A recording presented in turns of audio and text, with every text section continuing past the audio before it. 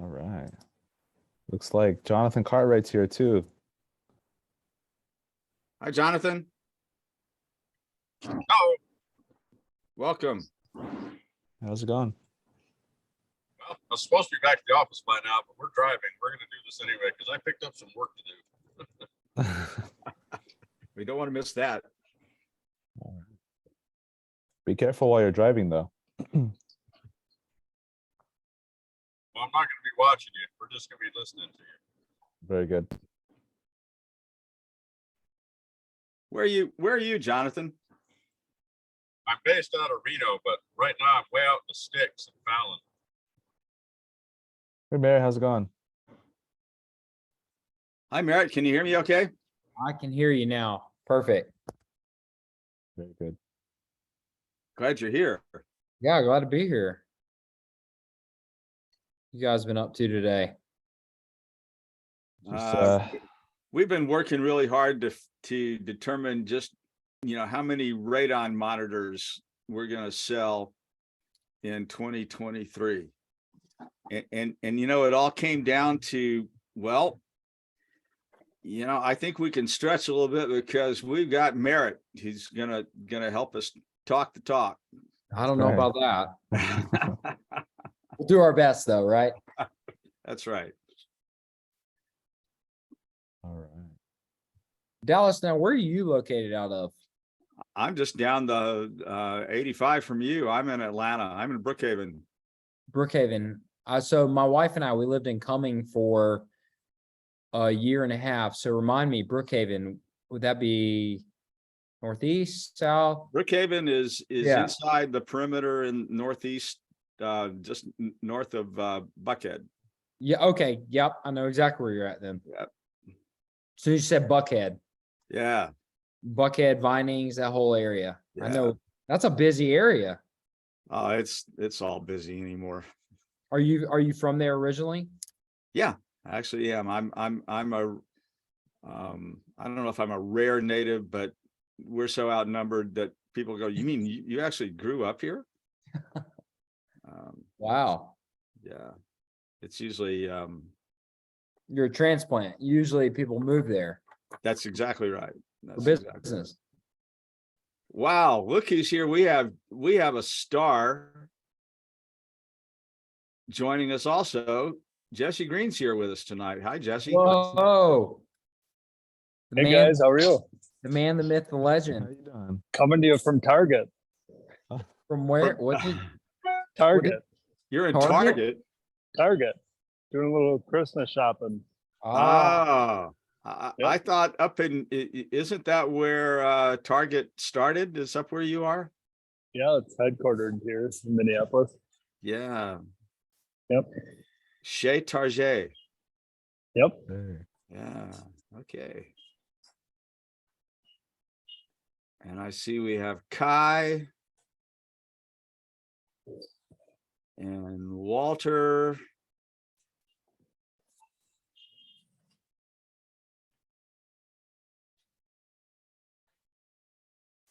Hi, Walter. Where are you from? I'm from Fitchburg, Massachusetts. Oh, there's a North Pittsburgh, Central. Massachusetts. We're almost on the New Hampshire line, so we've got to carry over into the southern New Hampshire. Oh. And Kai, I should know where you're from, but I don't. Tell me where you're from. Saskatoon. Saskatoon. Wow, that caught me off guard. Well, thanks for joining us. Very nice. So we're going to take a few minutes. Since it's happy hour, it's a happy hour event. If you don't have a beverage, you may want to take a moment right now and get one. I'm going to sip a little with David's permission. You don't need my permission. You can do whatever you'd like. All right. I'm still in the Eno office, so is here. I can't have a drink. Not yet. Not yet. Hi, Sandra. Where are you from?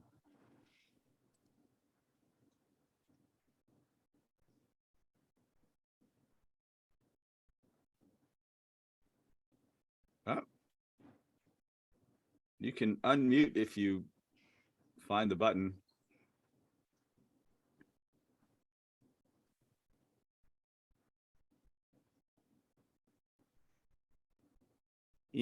Glad you joined us.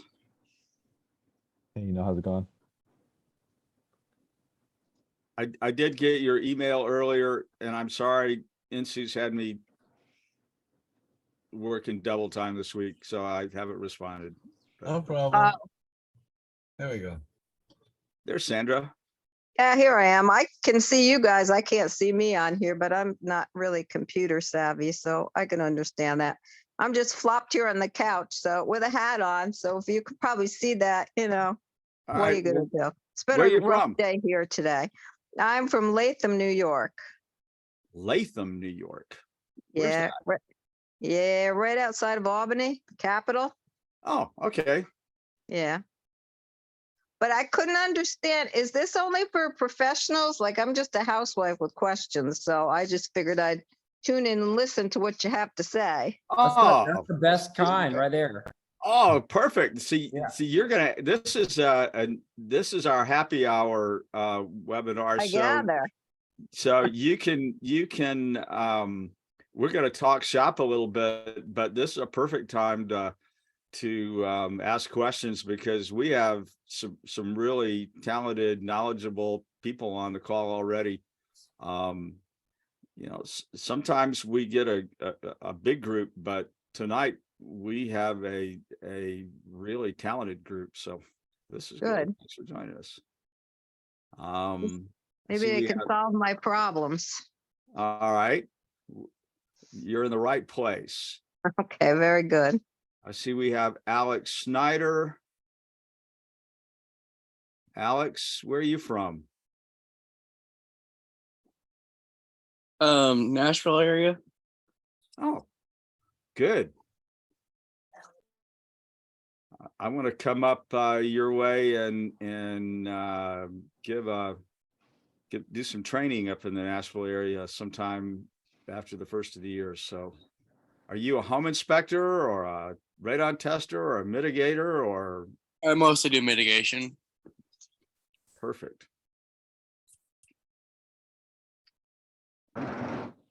Kevin Anderson. Welcome. Thank you. Where are you from? Cedar Rapids, Iowa, Wow. right in the heart of the radon country. Yeah, there's a little radon in Cedar Rapids, as I recall. I've been there. You can almost, it's sort of like, not quite as much, but it's sort of like Pennsylvania. You can almost smell the radon in Cedar Rapids. Yeah. Yeah. I'm Okay. a chemist by training, but retired, and started getting interested in the Ecosense products and started testing my own basement. So it's kind of snowballed from there. Oh, perfect.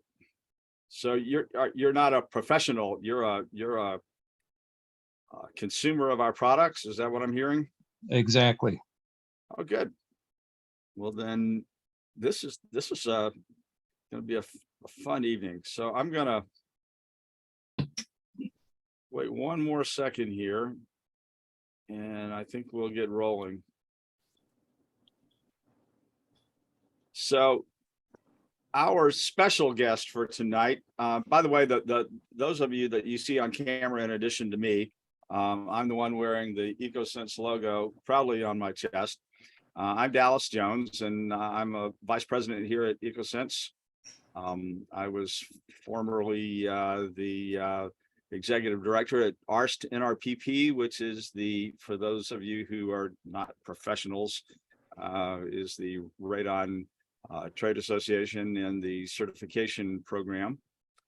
And I retired from that in the end of June and came on board with Ecosense in July. So I'm having fun, and the reason that I'm here, in addition to them having me come work with them, is I'm a firm believer in the detector technology that Ecosense has and how well it works. and how affordable they've been able to make quality radon testing. I'm sure Merritt will talk a little bit about that as we get into some dialogue here. For homeowners, there was a time not too many years ago, and I mean really not too many years ago, where to have the kind of detector sensitivity that we have in an Ecosense device, even those little EcoQubes and EcoBlues, you would have to spend $5,000 or $6,000 at least. And even the professionals weren't spending that kind of money to have a device with that quality. So they were buying less expensive quote unquote professional devices that don't have the capability that even our homeowner devices have. So I'm real proud of that, which is why I wanted to be a part of the team here. Over on the left of your screen is David Olivas, and he is our sales director, and he is in San Jose, California, where our headquarters is. And so he's there he's actually here to keep me out of trouble from saying something that I shouldn't say, and catch me when I blunder, and make sure that I can handle questions that come in through the Q&A and that sort of thing. So if you do have a question as we go through our conversation, then raise your hand, and David will see it, and he will kindly interrupt me and say, "Hey Dallas, I got a question from somebody. We need to take that question." And then our special guest for tonight is Merritt Gantt, and Merritt Gantt runs a company called True Air Technologies. Did I get that right? Yes, sir. And they're in the Greenville, Spartanburg, South Carolina area. And I know you mentioned you do business up into the Charlotte area, and Merritt does air quality, radon testing, radon mitigation. And one of the reasons why I'm really glad he's here is because he is not only a proud user of our products in his business, he's really a smart guy, and he has some great ideas. And one of the things that we like to do at Ecosense is incorporate ideas from our users and try to make our products and services better. So Merritt, take a minute and tell us a little more about what you do, and we'll get rolling. Absolutely. Well, Dallas, thank you so much for having me tonight. Like Dallas said, my name is Merritt Gantt, and I am located in Greer, South Carolina, so right outside of Greenville. That's in the upstate. In the South Carolina area, that's predominantly where a lot of the radon is kind of located in the upstate and the foothills of North Carolina. My family owned a foundation repair company for 30 plus years. Had no idea what radon was, didn't know anything about it. On a whim, my mom tested their home, and it came back in the high 20s. At that point, we had no idea, is this good, bad? Do we need to do something? We started reading, found out radon, second leading cause of lung cancer. We said, hey, we should probably fix this. And so we did. That was the first house that I ever mitigated. Looking back, it was very janky and not what we do now, but that was the first one we ever did. And so we said, hey, I bet there are a lot of other homeowners in the Carolinas that have no idea they're living in these types of homes. So we set out to inform homeowners, customers about radon, and to install quality mitigation systems. And that's what we do now. So we measure, we mitigate, and then also we sell Ecosense products. That's a big push for us, is to get these products into customers' hands so they can measure their house, so they can be informed, so they can make better decisions about their health and quality of life. So that's a little bit about me. Great.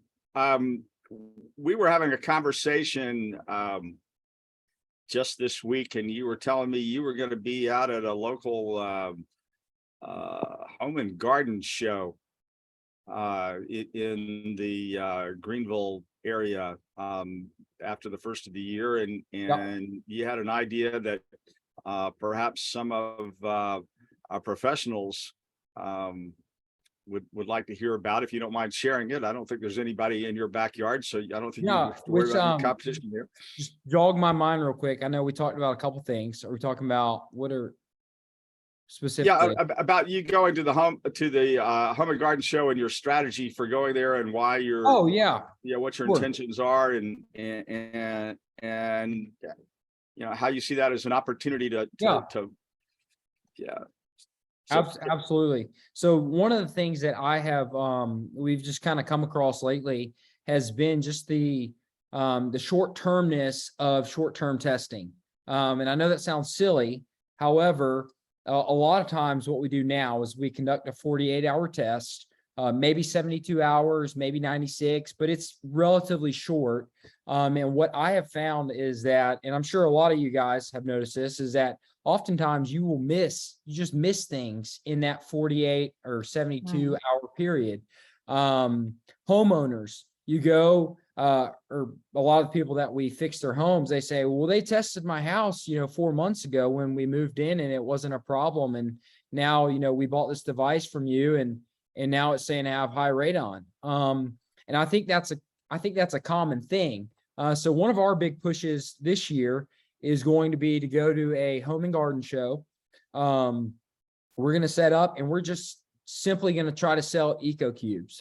That's really our goal, is to educate customers about radon and to get these devices into their hands. Again, the more data that we can collect, the better decisions we can make, especially as it pertains to mitigation. So that's one of the things that we're kind of anticipating, is that some of these homeowners are going to test their homes and they're going to come back elevated, and then we're going to end up mitigating. And then for those who have mitigation systems, again, this is kind of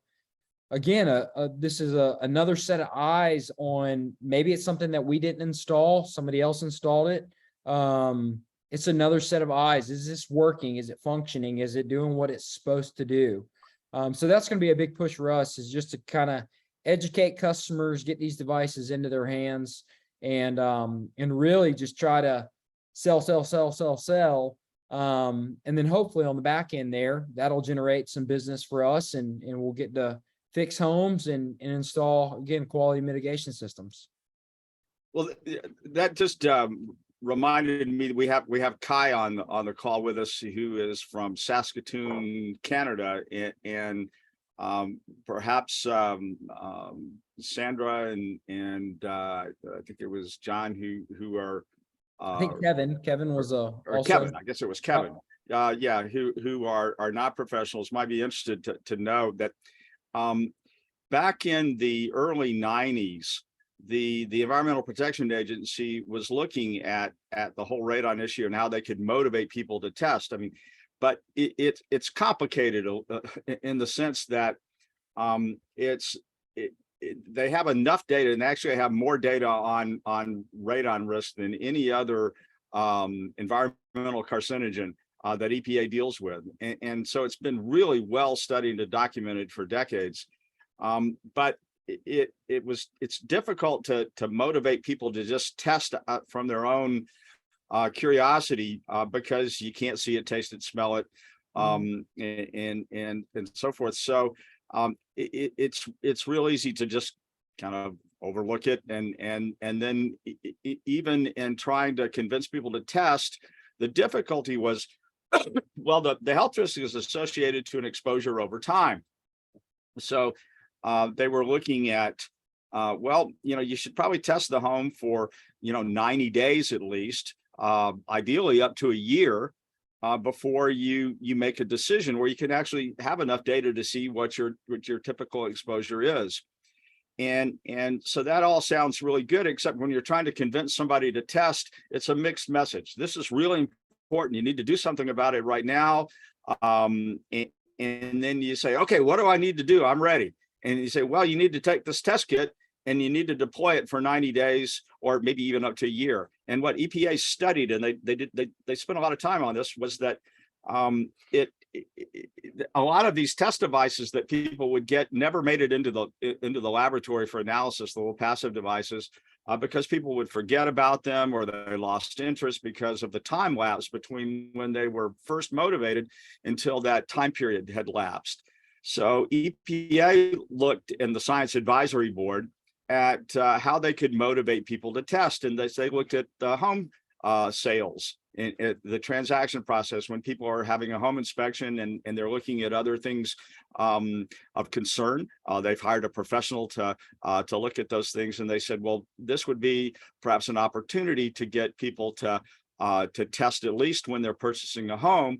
But obviously in the time constraints of getting the deal done, you can't wait 90 days up to a year to get that information. So they put together a set of protocols for measuring in a 2-day or 3-day period where we could make good decisions in that time frame. But that said, we're doing the best we can in the time constraints of the real estate transaction with the equipment and the protocol, the closed house conditions and the things that are required to get that quality test. And then there's also, as Merritt mentioned, sometimes you find out, well, maybe the seller of the house wasn't on the up and up. So did they have a test that was could actually look at hourly data and see perhaps whether there was some tampering going on? They threw open all the windows during that time period, or they moved the device to a different location. And that sort of thing. So EPA put this protocol together, and that's what we've been working on since 1993, really, in the United States. But in Canada and in Europe, they're still using well, you really shouldn't make a mitigation decision until you have 90 days worth of testing at a minimum. So it's just a different perspective. The Science Advisory Board in the United States, working with EPA, said, well, we'd rather have a whole lot of pretty good tests, and we're going to find problems and get them fixed, as opposed to a much fewer number of really, really good tests that were out for a longer period of time, where you could get a longer look at what's happening in the home. One's not right and one's not wrong. It's just a matter of an approach to motivate people to take the problem seriously. So in Canada, Kai, I'm sure you can attest to the fact that typically people are going to wait 90 days with a device before they would call someone to have it mitigated. Is that pretty much the way it works where you are, Kai? No, to be honest, I that's the way it is, but I really haven't looked into the politics too much. Okay. I know I go off a short-term test. Like when I decided to get my house done, I just looked at a short-term test. But it seems to be fairly stable, at least in the winter, because I have mechanical ventilation, so it's not. The stack effect doesn't dominate. Yeah. So thank you for that. Well, so as Merritt was saying, to be able to take a longer look at it in those situations where you're not hampered by the time constraints of a real estate transaction, why not take the opportunity to take a little longer look? And now that Ecosense has made sophisticated monitoring with a highly sensitive detector that can give you a reading every hour, so affordable, then it's a perfect time to really reach out to those types of clients. I know just quickly, and I want to get back to Merritt, but Jesse, are you still there with us? Yep. Okay, Jesse's in the North Minneapolis, Twin Cities area, and I know from talking to you in the past that you've built a business where you're also attracting a lot of clients that are testing just out of concern, as opposed to testing as part of the real estate transaction. Is that fair to say? Yeah. And I don't have to talk about it now, but just like Linda's got kind of an interesting story with her EcoQube that I can go into details later if you want. Linda, who works with you? Yeah. Oh, well, if it's a good story, we'd love to hear it. We've got a little time. We're drinking beer or wine, or except for Dave, he's at the office. Well, Before that, sorry, Jesse. Someone Okay. actually had a question here for Merritt. Someone said, "I'm curious if you guarantee your radon levels below a certain average on houses you mitigate, and how selling EcoCubes have affected your guarantee calls for you." That's a Sure. great question. Yeah. So we do not guarantee any specific number. Every house that we design is specific to that home's particular needs. The reason being, we have a lot of complex foundation types here in the Carolinas. A lot of homes, depending upon the age that it was built, depends on what was done as far as gravel, sand, pea gravel, crush and run, a variety of different subslab medias. So what we prefer to do is to go in, perform diagnostics, figure out an action plan for the house. Sometimes that's a very complicated, very complex fix. When I say complicated, complex, I mean $10,000-$15,000 fix. A lot of homeowners, when they called Joe Blow down the street, Joe Blow said, "We'll come in and do that for $1,500." And then we present a $15,000 proposal, and they're like, "What in the world?" So what we do is we take things in phases. But what we do tell our customers is there's not a home that we haven't fixed that we haven't gotten below 4. And for us, we're not satisfied at just 4. We're satisfied as low as possible. So a lot of our homes go sub 1. And honestly, if you do PFE correctly, if you do your homework, you can do that. That's very, very achievable. Jesse and I have had a lot of conversations about that. So he's also a great resource to kind of pick his brain on PFE and diagnosing homes. But again, everything that we do is kind of specific. As far as the EcoQube, how does that play in? Absolutely. That has 100% helped our business, because we try to sell an EcoQube on every single job that we do, because it is immediate satisfaction for the customer. When they plug that device in and they see, 2 hours later, hey, I've got a reading and it's starting to creep down. They love seeing that. That does a lot for us. So I would encourage you, regardless of whether you have a specific warranty or you don't, try to sell an EcoQube, because it's a CYA, and it's also a feather in your cap whenever you mitigate a home and it goes really well. They can see that immediately.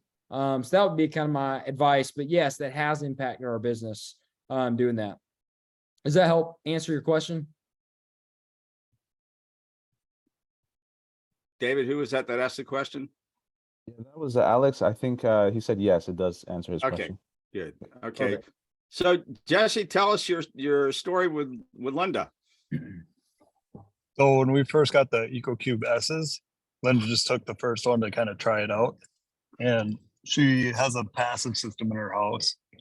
And I think her radon levels were like 1.8 or something when she bought the house. They did a radon test. So then as she was trying that EcoQube S out, I think it was around the same level in the summer, which I'm guessing is when they did their radon test initially. But then as we got colder and colder, her radon levels crept up, and now they're averaging like 2.8 since summer. But she would tell me, she's like, just having that and being able to look at it and seeing the radons, hey, the radon's 4 right now. She would tell her kids like, hey, the radon's high, don't go down in the basement. So it was like always top of mind for her. Where before, even if it was 2.8, maybe she wouldn't have done it before, but being that she could see the spikes, it was always top of mind. So we actually ended up activating her system yesterday. Oh, good. Well, So- that's good that you were able to do that. So now she's got it as low as reasonably achievable, and she doesn't have to be worrying about warning her kids to stay out of the lowest level. Yeah, she said this morning, I talked to her, she's like, hey, did you see the radon's 0.5? And I'm like, yep, I looked this morning. So Jesse, I know you work on a lot of interesting houses. Do you typically provide a guarantee to get it below 4 or?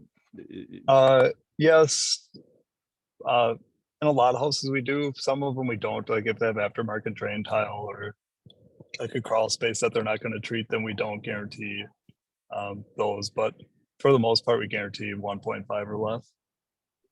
Yeah, I know my experience over the years in talking to mitigators is that, you know, except for in situations that Merritt was referring to, like when you've got these really complicated houses that, you know, could throw, you know, some curveballs at you that, you know, it's probably more common than not to, you know, when you take the job to guarantee to get it below 4 because it's, you know, most mitigators, you know, are able to accomplish that. Now, the difference between, I can certainly speak for Jesse and Merritt for their mitigation efforts, and I'm not saying anybody else on the call doesn't, you know, do as good a job. So don't get me wrong, but I know both of them. They're the total opposite from the what we call in the industry the poke and hope type of mitigators, where they just poke a hole in the slab, insert the pipe, turn the fan on, you know, and say, okay, I've done my job and pay me. So that's what we're interested in as a company, as well as an industry, to make sure that people are well taken care of, and having the ability to monitor, you know, after the fact, long haul is really important, in our opinion. Did you have another question there, David? No?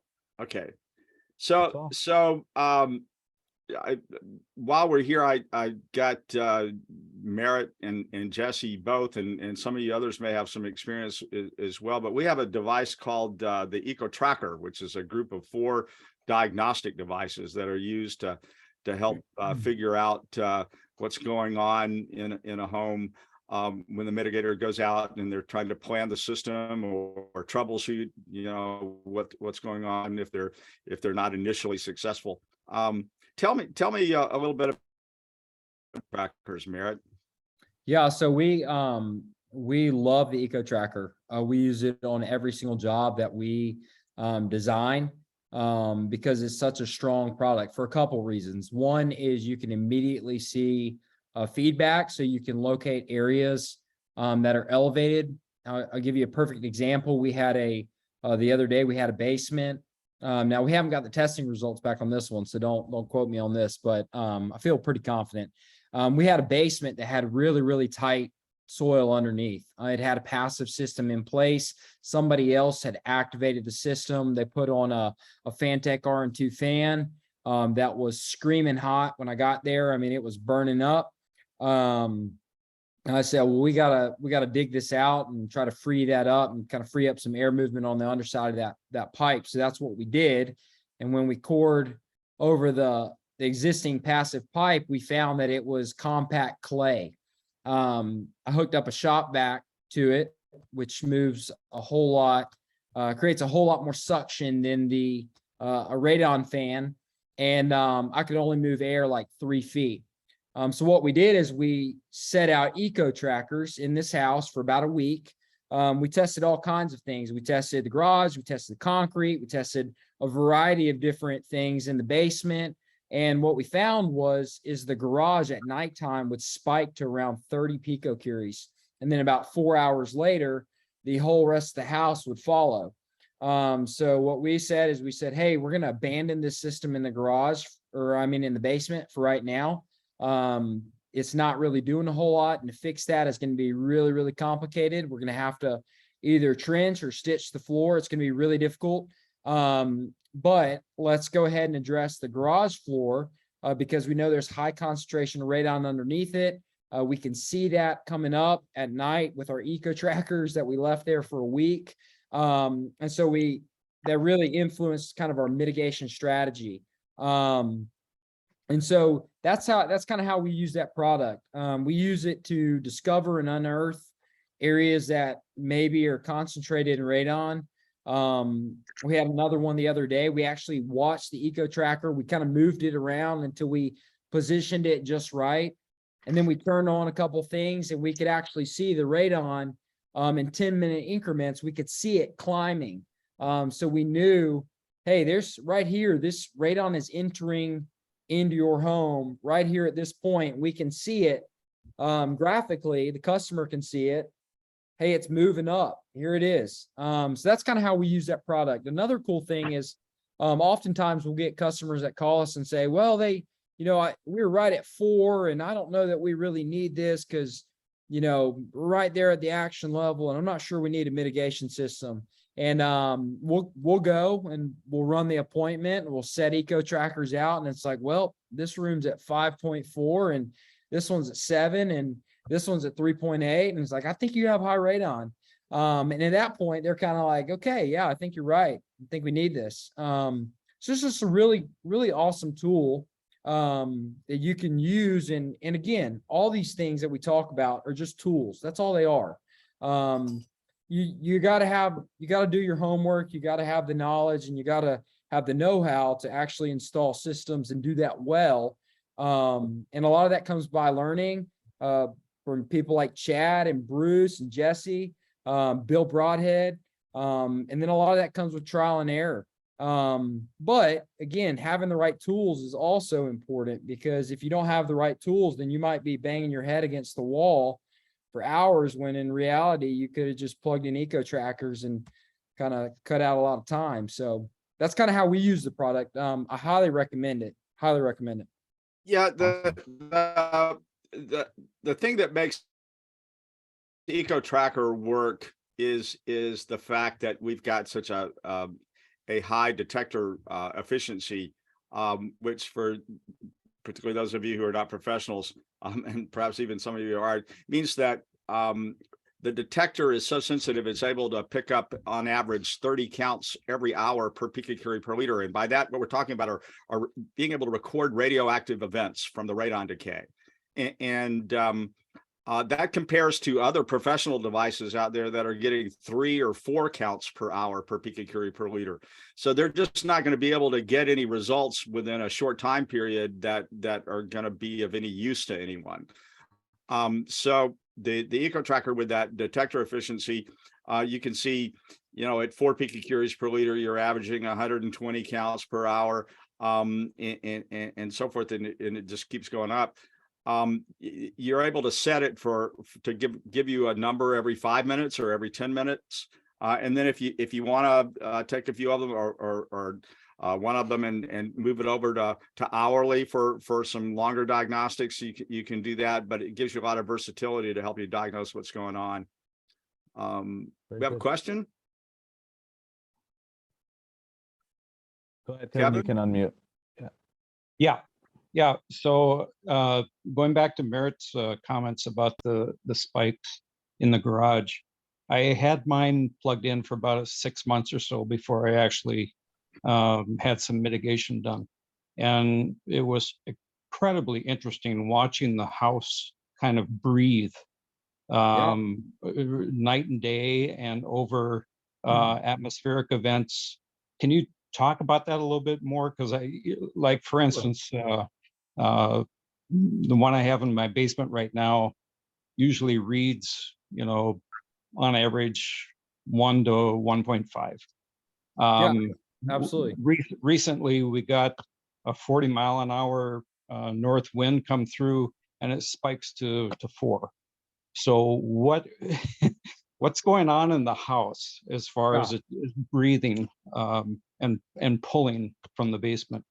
Absolutely. So that's a really good question. And I'll preface this, without seeing your home, being in your home and seeing exactly how it's constructed, I can't speak 100% to that. However, I can tell you a little bit about how homes work. And typically what happens is the home, like you said, it breathes. So your home is not static. It's got forces acting on it. It's got pressure, really, is what we're concerned about, is pressure. So your home is constantly experiencing these pressures that are acting on the home. And that's influenced by a variety of things. The stack effect is one. So as air naturally, as it warms up and it escapes out of your ridge vent, your soffit vents, that volume of air that leaves the home, it has to be replaced. It doesn't just disappear. So typically what happens is it leaks around your doors and your windows.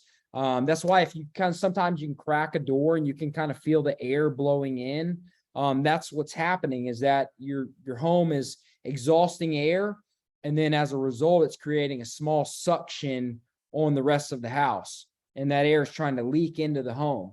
Well, the same thing happens at your foundation. So if you have a basement or a slab or a crawl space, your home is exerting suction on those areas. It's exerting suction sometimes on adjoining slabs, a garage, an attached garage, a patio on the back of your home that's been closed in, a variety of different things. But as your home experiences all these different things, weather, the 40-mile-per-hour winds, temperature gradients, that strengthen that suction, it strengthens and weakens. So it kind of ebbs and flows.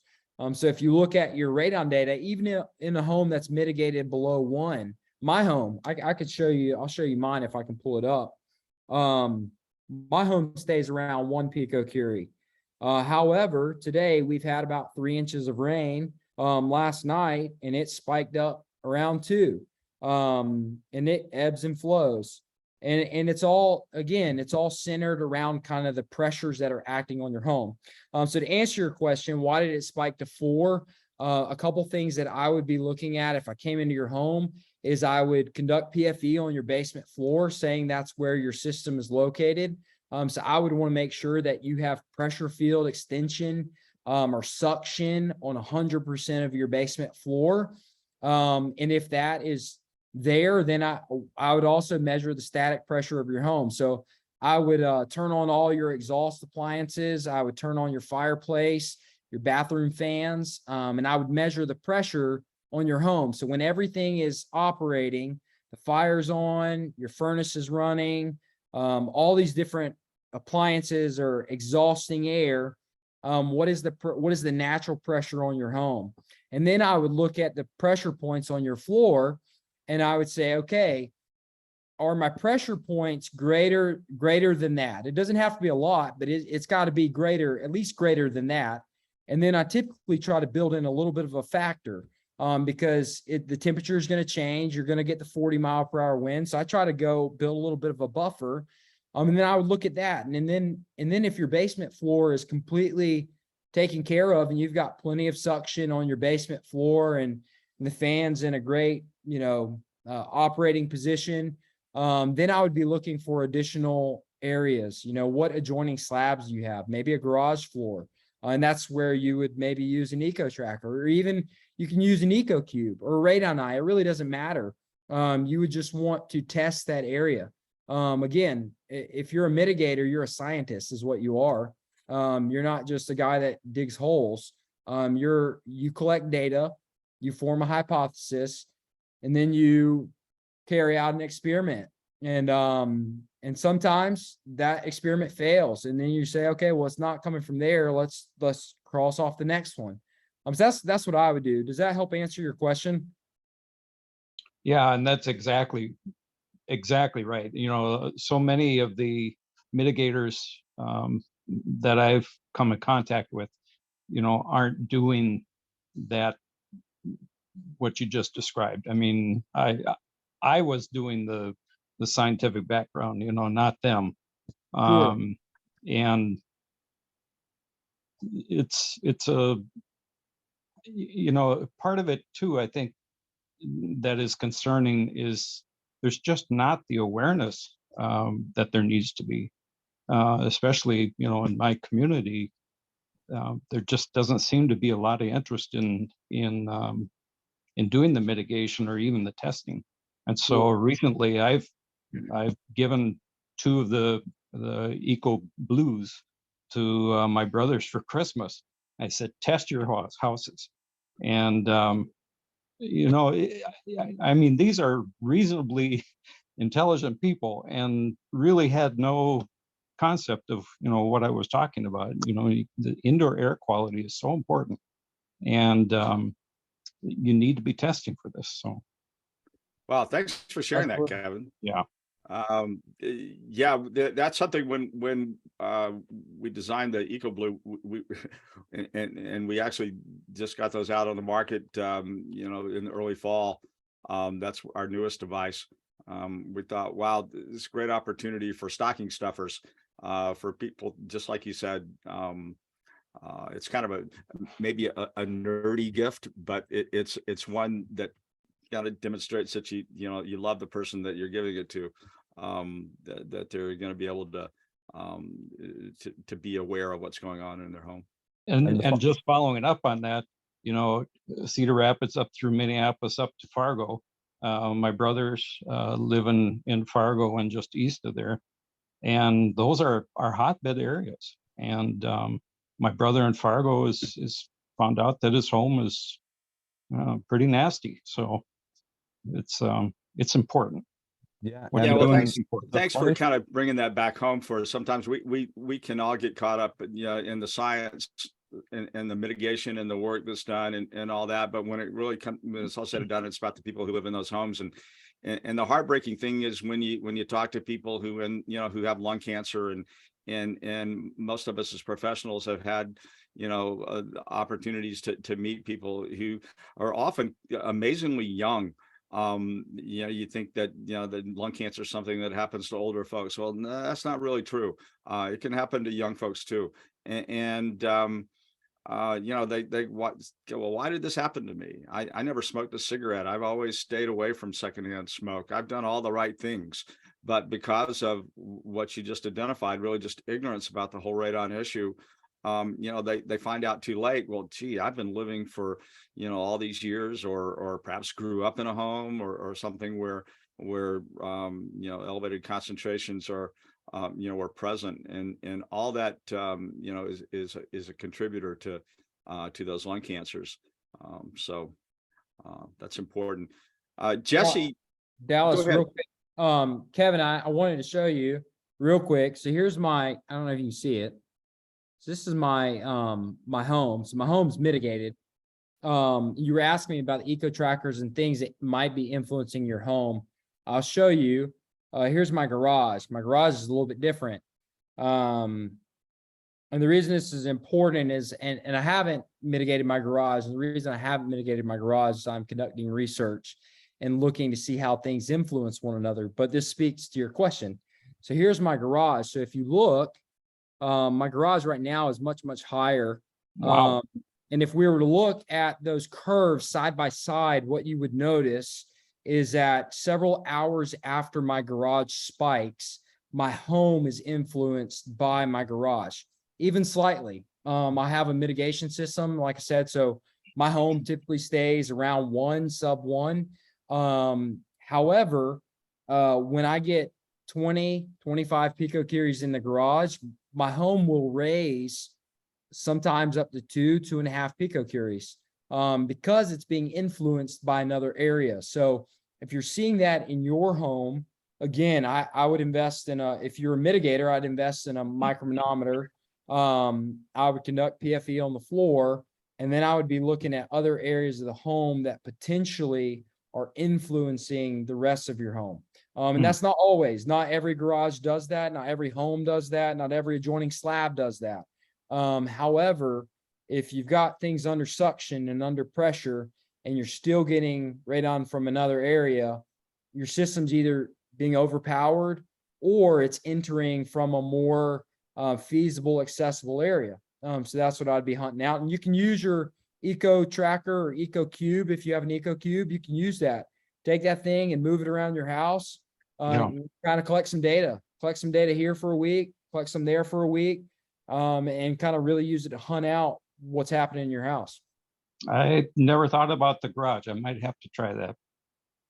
Hey, if you do put that in your garage, I don't know how your home is built, but this is something I noticed the other day. We had a garage, and we stuck a device, EcoTracker, while we were there at the house, and the bandsaw was sitting right on a concrete ledger, maybe 8 inches off the floor.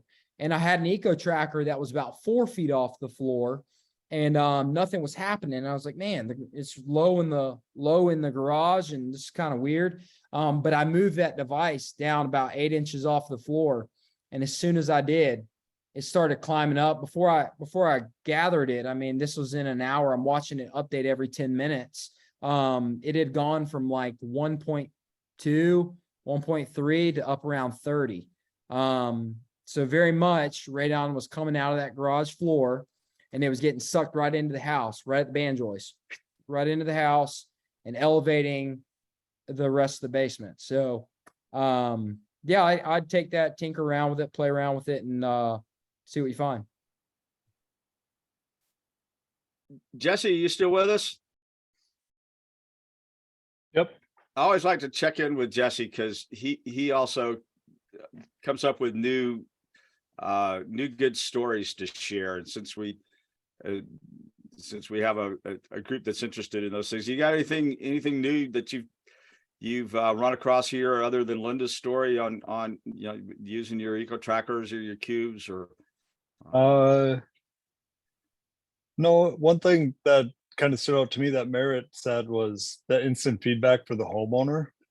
But it's also for me too, because if they share that with me or it's an EcoQube S, like I get that instant feedback too. Absolutely. And I can see, like, say we had very weak pressure field extension in one house that I'm thinking of on the far side of the house that was all finished, and it kept the radon levels like at 0.5 over the summer. But now that it's winter, I know I lost pressure field extension in those weak test holes because I've seen the radon levels rise to like 1.8 over the last month or something. So it's good for me to know going forward, hey, it's enough now, but is it going to be enough in the winter? And I can look back on some of those other houses and even show that to the customer, like, hey, this could be what your house does.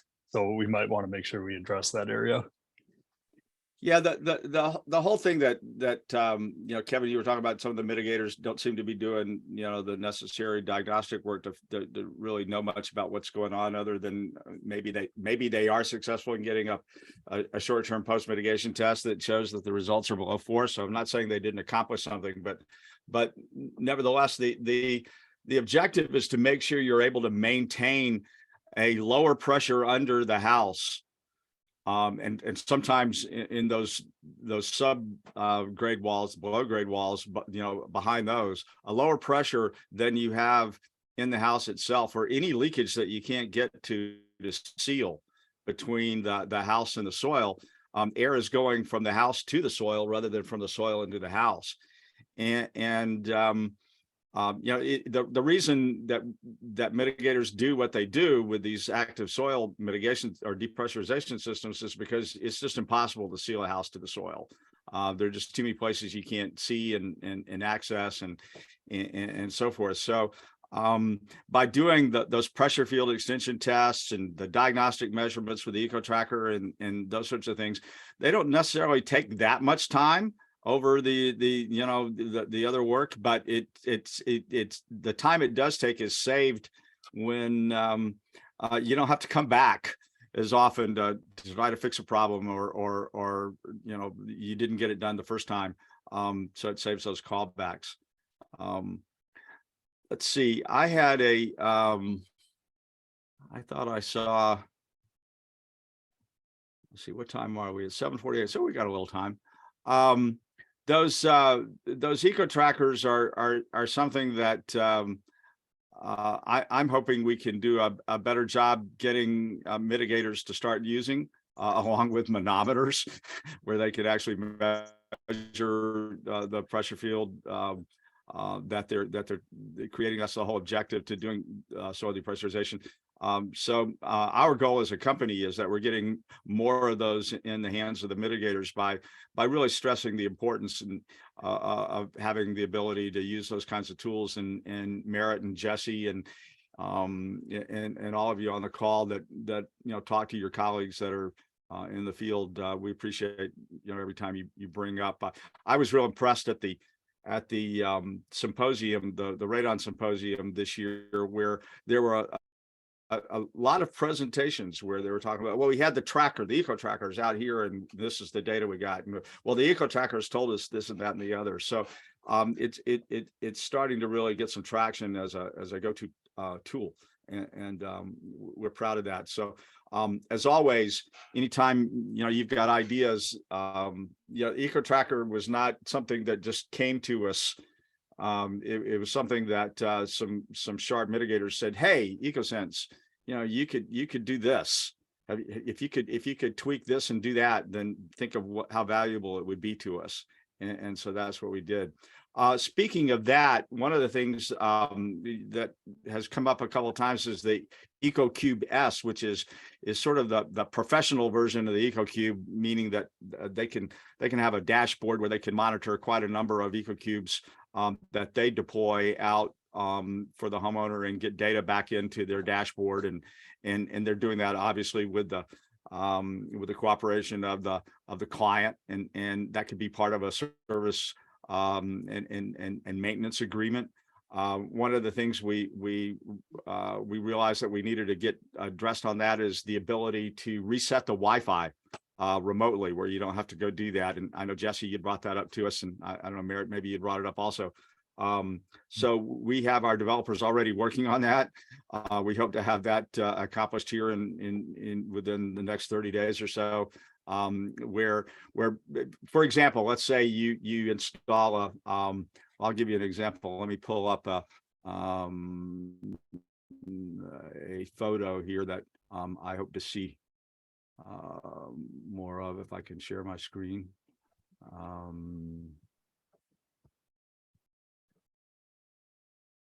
I can get to it here. My goal is we have an EcoQube S on every mitigation system.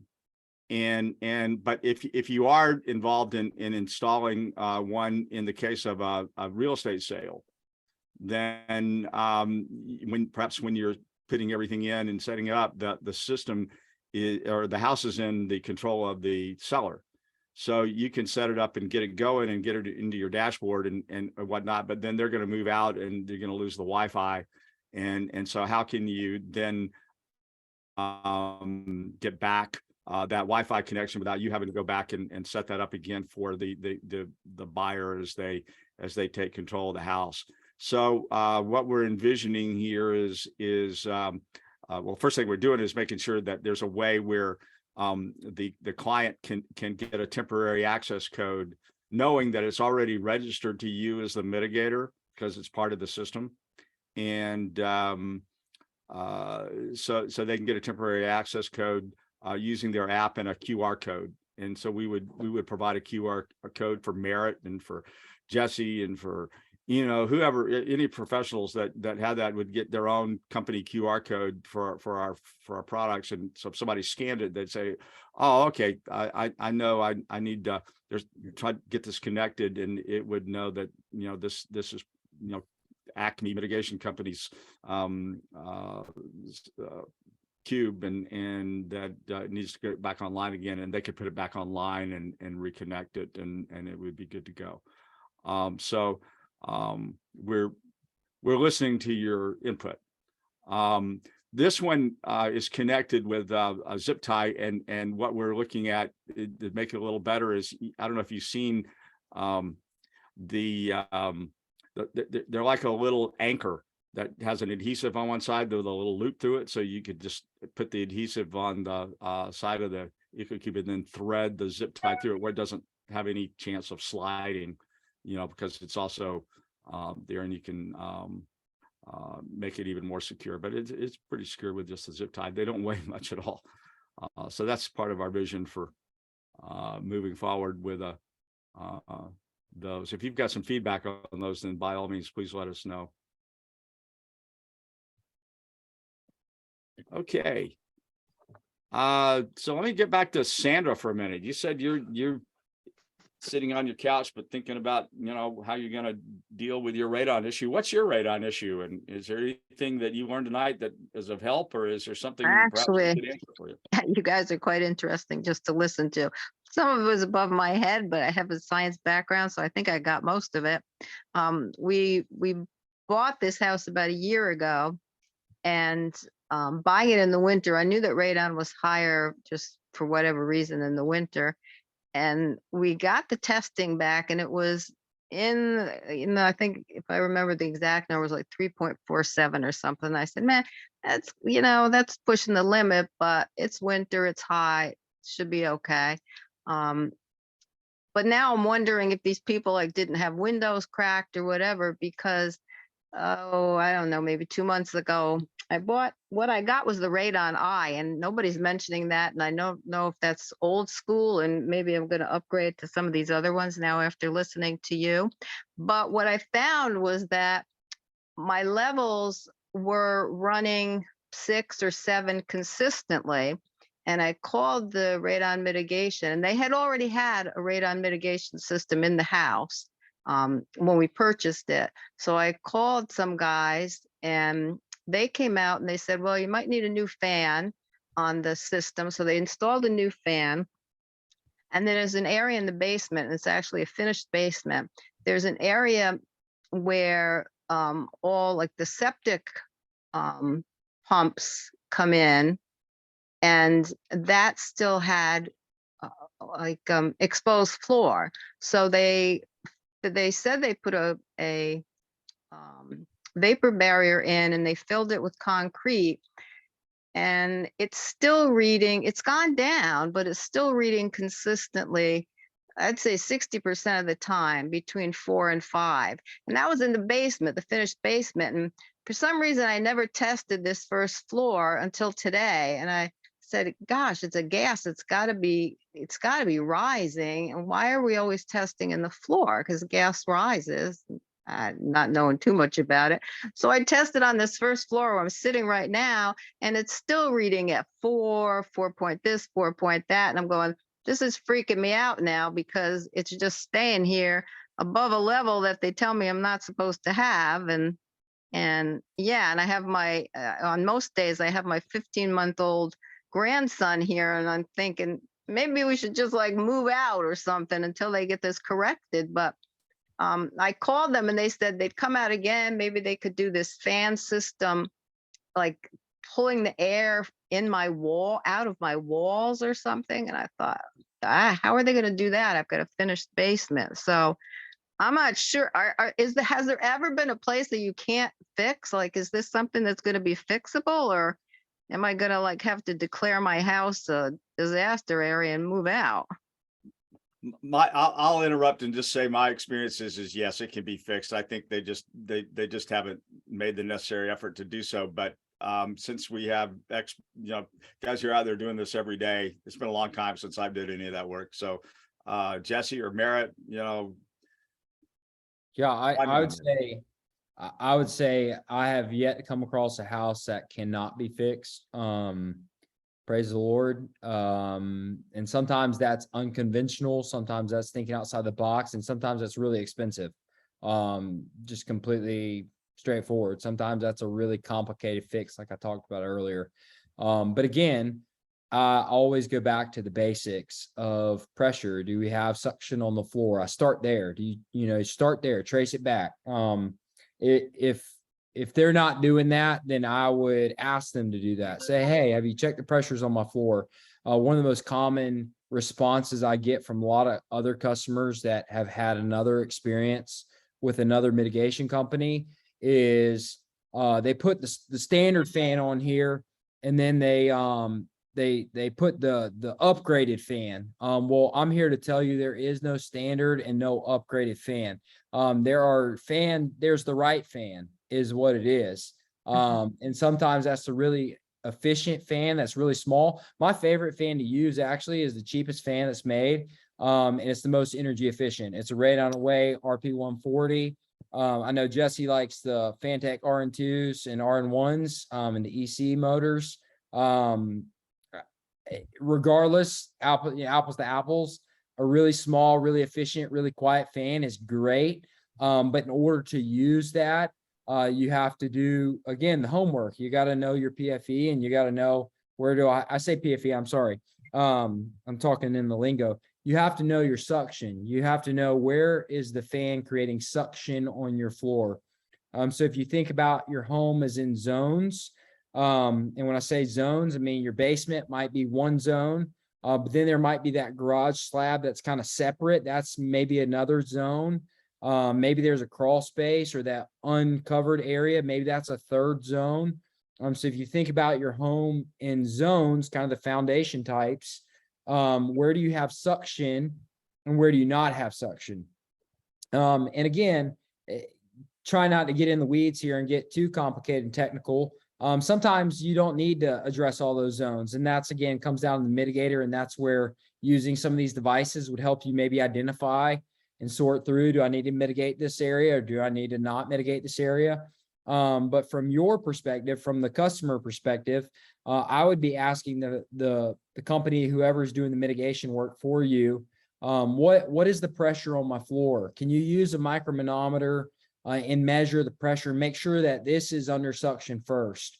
Because if it's not, it really, again, if you are kind of upgrading the fan and you keep upgrading the fan and you really don't have suction on the floor, then I would be looking at either the suction pit, where that pipe comes through the actual slab basement floor.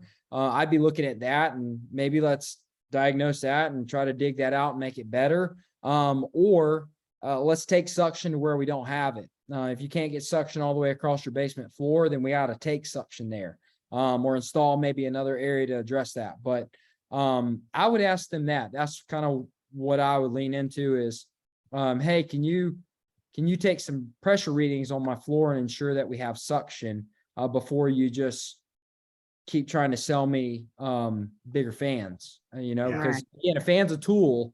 That's all it is. And sometimes you need the really big fan.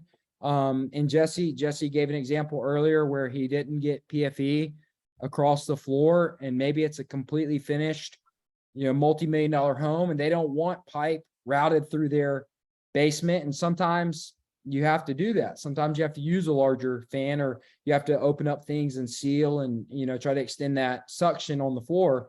But it all kind of centers around that. So that's where I would kind of press in a little bit. Jesse, what are your thoughts? Yeah, I think you hit the nail on the head there.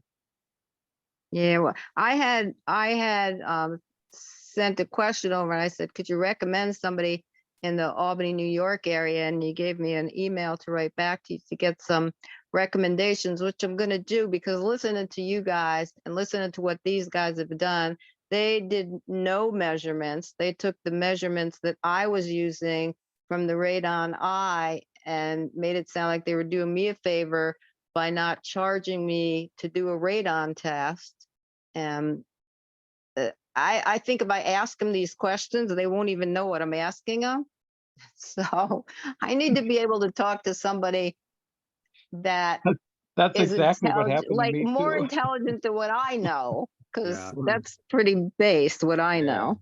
Yeah, they're out there. They're out there, but sometimes you may have to go through a couple before you find one like we're talking about. One more thing, Dallas. Sandra, you asked a question about the Radon Eye, and you said, is that an outdated product? No, I also sell Radon Eyes. I typically will sell a Radon Eye. We have a really expensive community up here above us in Greenville, and they have very poor internet service. I don't know why. I mean, they're like $1 million homes, but it's just terrible internet. And EcoQube is great if you have great internet and you can connect and you can run off the Wi-Fi. If you don't have that, I do not recommend that product. I recommend a Radon Eye because you can just plug it in. It's the same counts per hour. So when I say counts per hour, what I mean, it has the same sensitivity in it. So it's the same technology. You're getting all those great data points that you would see on the EcoQube, but it's going to be kind of a Bluetooth connection device. So I don't think you have the dumbed down version or anything like that. You have a great product, and I would continue to use that product again to collect data. It's kind of our philosophy here in True Air is the more data we have, the better decisions we can make. Especially as it pertains to mitigation. So the more of that data we collect, we can make really good educated decisions as far as our mitigation strategy goes, so that we can help our customers lower the radon. So keep using that, move it around your house, kind of collect more data. Hey, if you have a attached garage by chance? I do, and I never thought, and as soon as I'm hanging up, I'm going out there and putting it out there. Go stick it out there. Go stick it out there. I know, the protocol says 20 inches off the ground, but again, if where the where the garage wall and the home with the wood framing, where that meets, if that's lower, then I would say get that EcoQube kind of in that zone. Wherever, what I mean by that is if you're in your garage and you were to kind of get down on the ground and you were to look through maybe where the wood sill is and the concrete meets, Yeah. and you could kind of see into your basement, wherever that's located, stick that your radon eye, stick that, on a paint can right there, and collect some data for a week or so. And you might see some trends. You might see comes up at night and then comes down and up at night. Yeah. And who knows? And then you might say, hey, let's mitigate my garage floor and not keep installing whatever you said you were going to Yeah. install. So Yeah. that's what I would do. Okay, thanks, guys. All right, so we're after 8, and I do want to wrap this up because I really appreciate and value your time. So but gosh, this has been fun. We need to do this again soon, I hope. So I can't thank all of you enough for being with us tonight. And Merritt, thank you so much for your expertise and contribution, and Jesse and all of you for contributing to the conversation. We've got a couple of discount codes here that you can take advantage of until midnight tonight. So these are short-term little offers, but jump on them if you need something. And I'm going to ask David, who's on here, to maybe even make a special deal for Sandra or Kevin in the event that they want to get something else, for Christmas presents or whatnot, if they go ahead and get them tonight. But on the EcoTracker, if you use the code Dallas10 off, then you'll get just shy of $100 off the $9.99 price to get a set of EcoTrackers. The Radon Eye Pro, which is the professional device for doing testing for particularly real estate transactions, or if you pre-mitigation testing as a pro. Then if you use the Dallas 95 code, you'll get $95 off that and reduce it down to $700. And but David, have you got something you can do on EcoBlue or EcoQube for Sandra and Kevin in the event they want to get something for their family and friends for Christmas? Yeah, of course. So you can go ahead and send me an email, and I'll make up a nice little discount for you guys as a thank you for. You could always use Okay. my discount code. You could always use Merritt's discount code as well, right? Okay. Yeah. So David, your email address is? So it's D as in David, Mhm. OLI, V as in Victor, AS at ecosense.io. I also threw it in there into the Q&A, so just you can look at it on Sandra's question. I added it there. Yeah. But yep, if you that's want my email. If you want to check out Merritt's website, and Merritt, your company again is True Air Technologies in the Greenville Spartanburg area. I know I just Googled True Air Technologies and it came right up on Google. You've got a lot of helpful information and stuff there as well. Really, thanks again for joining us. We'll do this as often as you'll let us. And next time, invite your buddies and your friends, and we'll just talk about some more fun stuff. So between now and the holidays, Merry Christmas, Happy Hanukkah, Happy New Year, and we'll see you next time. Thanks, guys. Thank you very much. Yeah. Thank you.